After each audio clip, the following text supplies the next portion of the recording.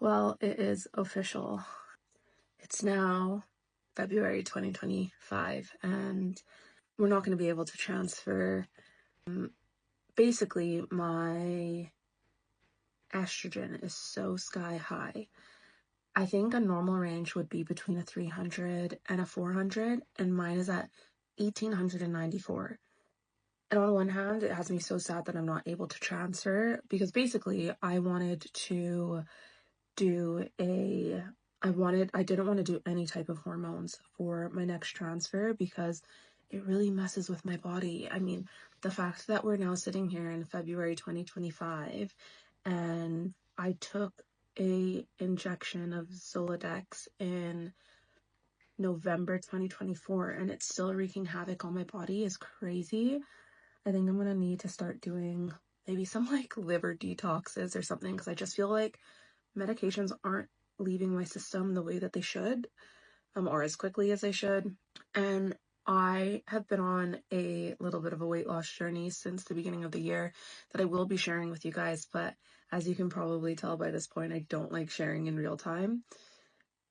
But basically with what I've been doing, it's not going to come as a surprise. It's nothing like new. I feel like everybody is utilizing something the way that I am at the moment, and I'm not going to feel guilty for medication getting me out of this situation when medication is what has got me into this weight situation.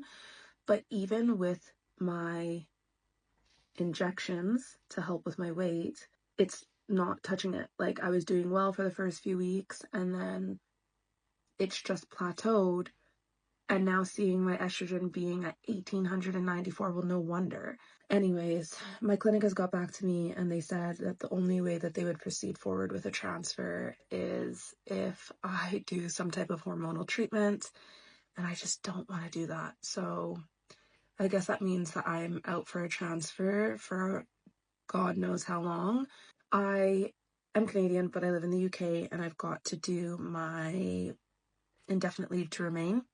And basically, you've got to do an exam, you've got to pay like £3,000. And then I've been noticing, like, you can pay a rush fee, but I think it's another like 800 or £1,000, which is just not in the budget at the moment. My brother's coming to visit, and honestly, I've paid the rush before and it was just like a bit of a nightmare, even if I did have the extra budget right now. Anyways, I've been looking online and I have seen some people say like their immigration, their indefinite leave to remain came in about 72 to 75 days. What's funny about that is that we're probably going to start seeing results from Paul's varicocele embolization in the same time frame.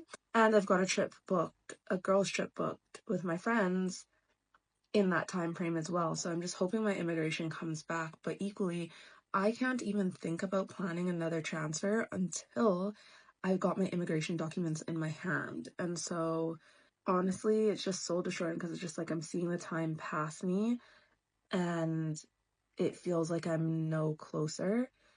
But I have to remember, like, obviously Paul's going for this surgery, but it just would have been so nice for my body to have cooperated. But then I can't even be that mad at it when it has been injected with so many things this last few years hormonally. So I think the only thing that I can focus on is, one, getting our house renovated and finishing up that as much as possible. Two, having a good time with my brother and his family when they come here.